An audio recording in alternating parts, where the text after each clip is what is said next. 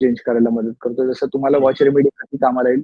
जेव्हा तुम्ही एखाद्या मोठ्या डीलसाठी बसलेला आणि डील तुम्हाला तो टेंडर तुमच्या फेवरमध्ये आला पाहिजे.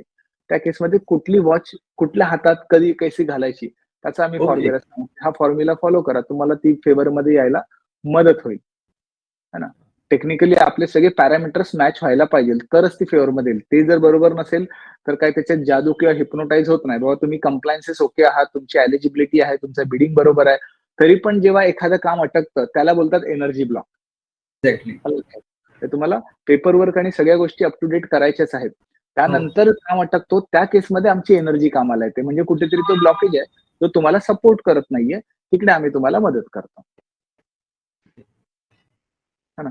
आणि त्यानंतर लोगो डिझाइन जो आहे तो तुम्हाला नवीन कनेक्शन, नवीन एन्क्वायरीज आणि कॅश फ्लो पॉझिटिव्ह करणं ह्या सगळ्या गोष्टींसाठी तुम्हाला ती जबरदस्त मदत करेल. म्हणजे तुम्हाला सायंटिफिक लोगो एक अशी बेनिफिट देईल, की तुमच्याकडून चुकीच्या डील ऑनबोर्ड होणारच नाही.